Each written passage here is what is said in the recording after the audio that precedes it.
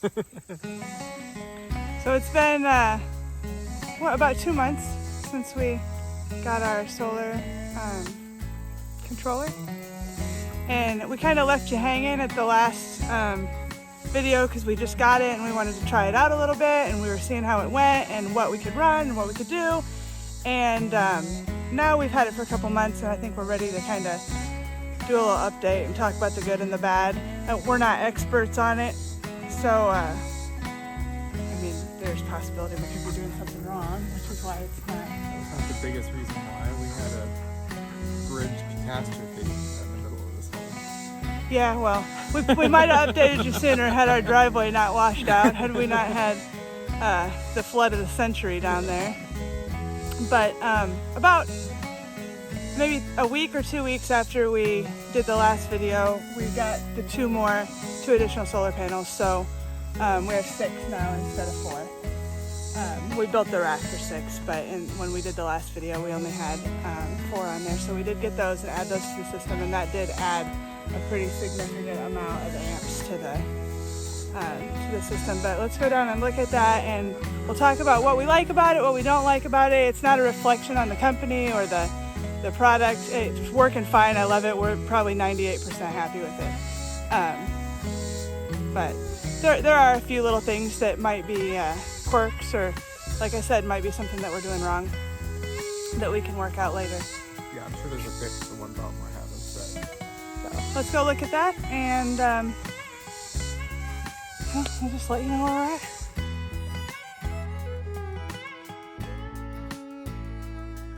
And we want to welcome you to Hillbillies Do Stuff. We are the Hillbillies, and we do stuff.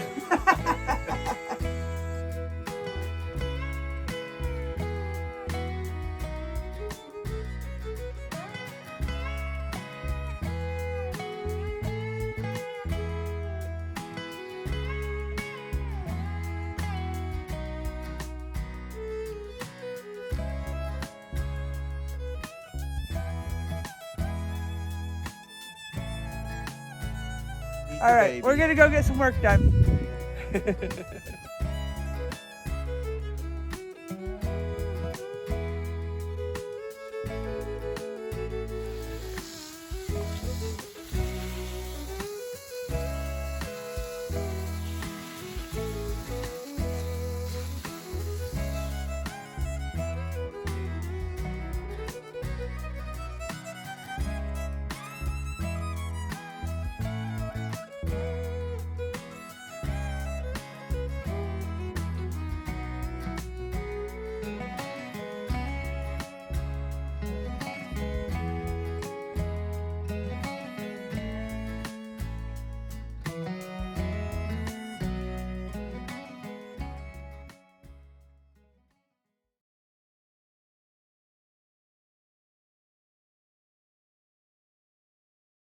I guess I could have cleaned up in here a little bit better before we made this video, but this is how we live, so.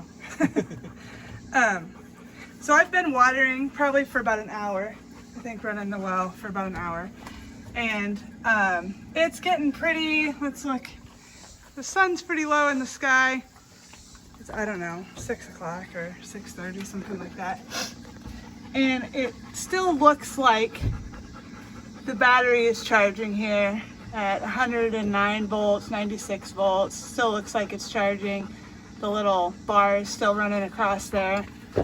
But if you go down here, it flashes back and forth between charging and low power. It has 0.3 amps of current right now. So it's not really putting out enough to charge this late in the day, but it did make 1.624 kilowatt hours today. So that's been about average for what we've been getting. yeah, It's been pretty good, pretty consistent, and it's been plenty of power for us to keep our batteries charged and use whatever we've needed. So that's been pretty good. So the first thing though that's been a little bit inconsistent with this is that the battery percentage, let me see where it was. The battery percentage is not exactly accurate. Yeah, it acts. There's really no way it could know what our battery percentage is. It doesn't know how many batteries we have hooked up to it. It knows that they're lead acid batteries, but that's it. So it flashes right now, because it's going between charging and not charging, between 59% and 100%. If I shut the solar panels off, you heard it click there, it goes to 100% and stays 100%. I think that that's just going off of the voltage. Just simply going off of, it's at 50 volts, it's a 48 volt system, it's just going off the voltage. It's not measuring the solar panels at all. They're not charging right now because I shut them off. So it was flashing back and forth. So you can't really, I don't think you can really go by that as far as knowing when your system is fully charged. So one of the comments that I saw was that the output voltage, the AC output voltage on these was not consistent. And I don't think we've really had that problem yet, or at all. I think it's been very consistent. It says that it's putting out 240 volts. It's a pure sine inverter. And so far, every time we've tested it, it's been right at 240 volts on the output. But we'll go ahead and show you with a meter. At least ours is. Maybe some of them are inconsistent. I don't know. Okay, so it says on here that we are outputting 240 volts, and on our output after our breaker, we are holding right there at 248, 49 volts. That's well within range for the output. And it stays there under load, no load. I've tested it to the max, and it's always held. At least on our model. Like I said, it may be some consistency, some kind of coming out of China. I'm sure you're going to get different ones, but this one so far is, that part's been perfect. Yeah, we feel safe running our well with it. We've been running the well with it for 2 months now, and with absolutely not an issue, not a hiccup. Except for that we were filling a pool, and we did end up running our batteries out of power, and it did shut down where it thought we were at 50% battery power. It did shut us down to protect the batteries. So that was good. It did its job. It made an alarm, and then it shut us down until the batteries charged up a little more. So that was great. So the only real issue that we've had with the inverter that we really want to talk about is that we wanted to be able to charge our batteries up with the generator through that controller if we didn't have solar for in the winter, for whatever. If we wanted to keep our batteries charged up, we wanted to be able to use the generator. And that is why we decided to buy this model. That put us over the edge, because it said you can use this with off-grid. You can use it with a 240 volt power input, and it will charge your batteries and it will output 240. So far, that's not been the case, and we've tried 2 different generators, and we'll show you how we finally did get it to accept an input, but it's not correct. So we don't feel comfortable at this time using the generator like that to charge our batteries or to run our well or do anything on the output side. So where it stands, we'll have to just get a 48 volt charger, and we could run it off the generator and then charge our batteries if we needed to, which it's not horrible, it's not a deal breaker, but it is why we bought this model. And I've read several things that said other people have had the same problem. So if you know why it's not working, if you have a fix, comment.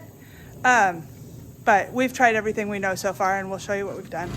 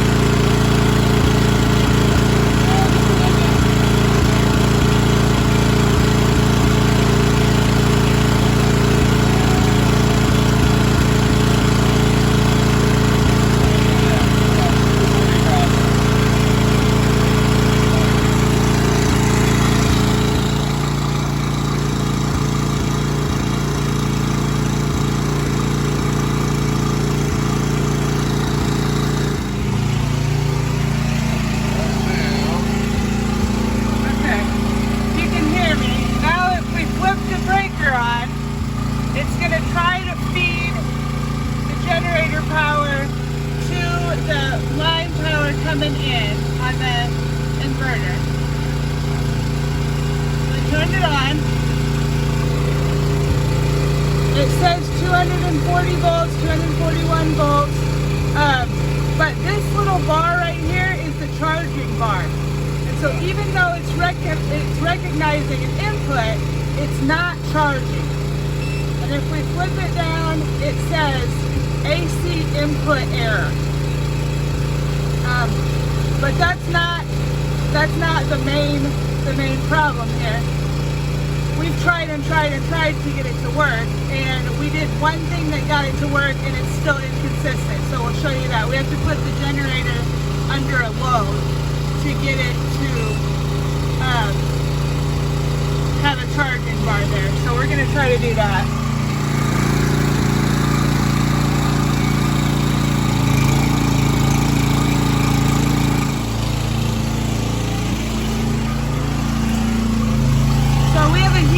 Up full blast, and it is charging, but now it says 200. The blinking light goes away. Like, I don't know if you can.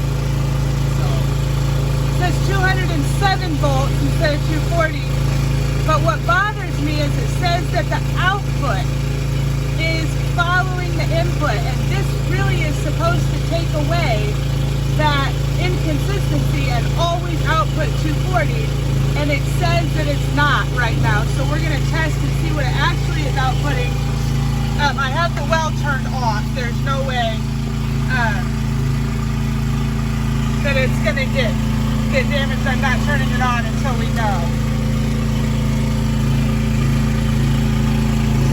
So see, it's outputting 215, 216, 218, not within tolerance.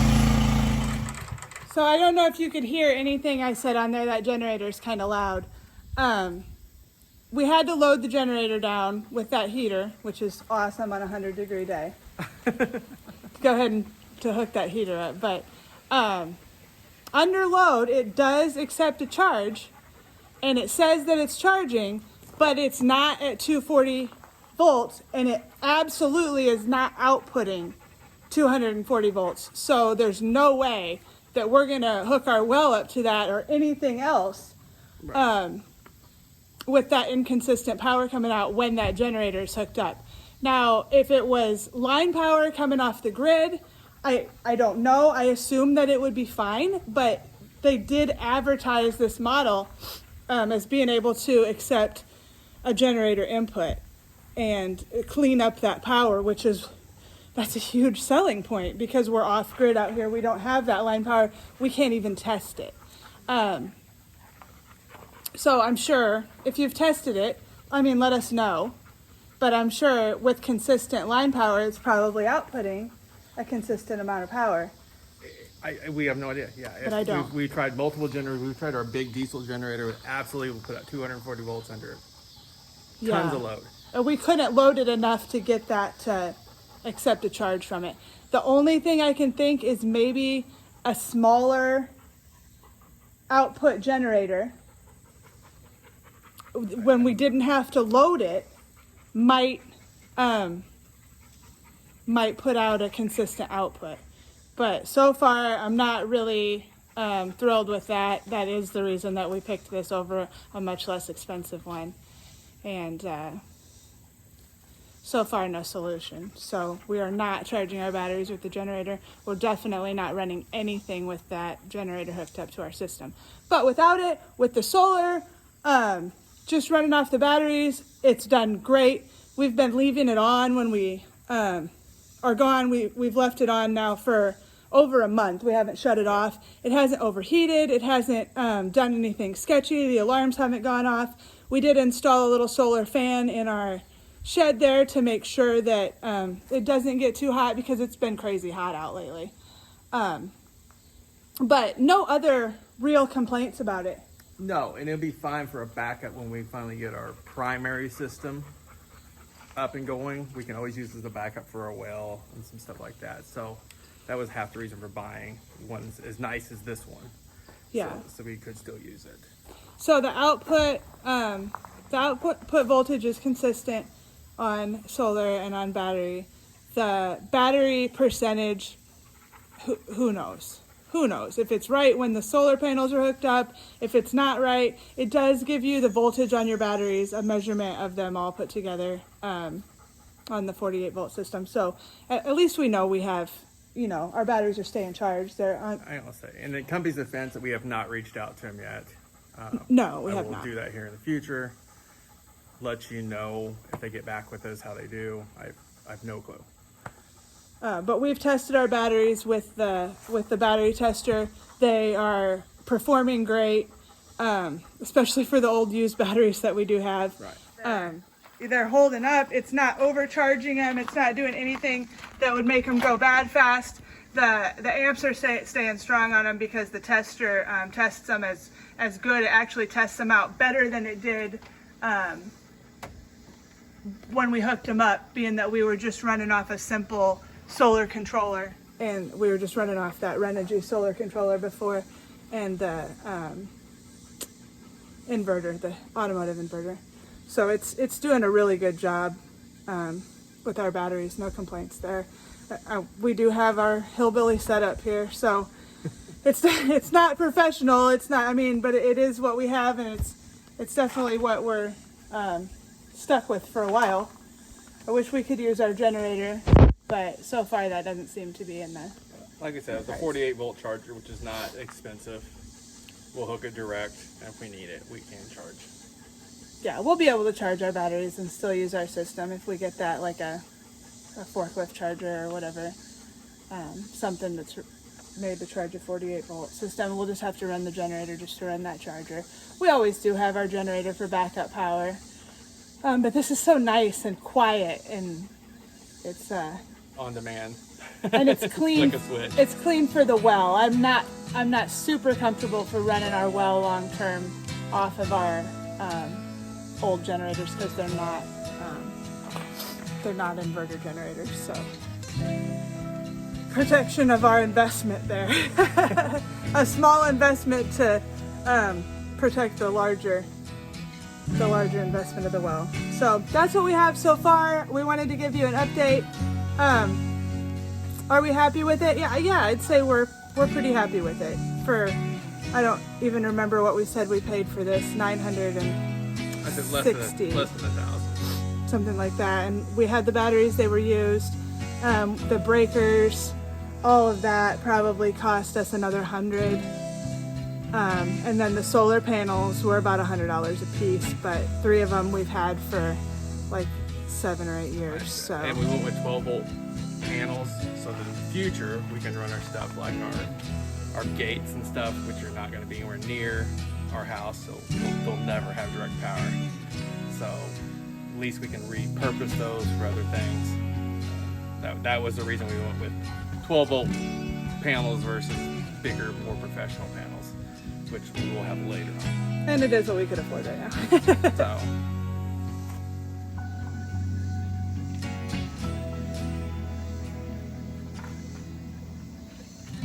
I do love this little breaker box. We just pulled the lid off it a second ago so that we could test that, but it does have this nice little lid. You can get right in there and flip those breakers when you want to. This has been awesome. I don't even know what those are for. I've never seen one before, but this is, I don't know if you can see the model and the specs for the panel. We've done everything that they said in the manual to protect our stuff, and tried to hook it up just like we were supposed to. So yeah, I'm happy with it. It's been good. Oh yeah. So there's our update for you. Hope you enjoyed it. If you like our videos, if you want to see more, please subscribe to our channel. Shameless plug for ourselves here. Poe really wants you to subscribe. He also wants another piece of pizza, so. Which I think he wants more. We gotta go spoil our dogs. We'll see you later. You earned the pizza. Earned it.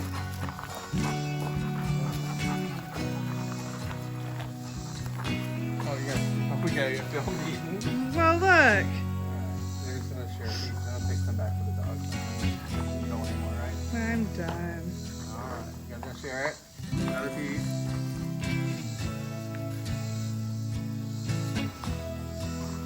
They work so hard. They have to get treats. Is that the video? You came right back for me. I said, I got pizza. And you came right back. Your ears work perfectly fine.